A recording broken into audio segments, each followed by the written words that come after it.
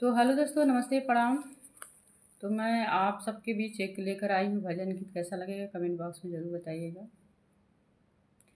मैरिया बिनु तरसले सारी शरीर हो, मैरिया बिनु तरसले सब कर मायरिया सबके जेवना लगावे रामा।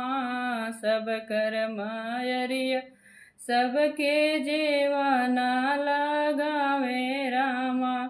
हमारी मायरिया जमुनवा के तीर हो, मायरिया बिना तरसला सारी शरीर हो, मायरिया बिनु तरसला सब कर मायरिया सबके गिली सा भरावे रामा। सब कर मायरिया सबके गिली सा भरावे रामा।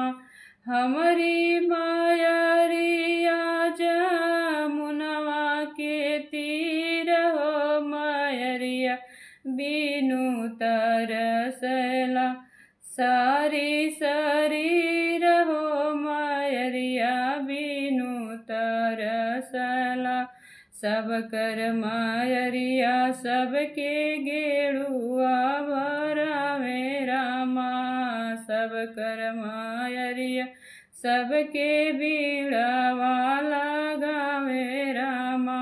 हमारी मायरिया जमुनवा के तीर हो, मायरिया बिनु तरसला सारी शरीर हो, मायरिया बिनु तरसला।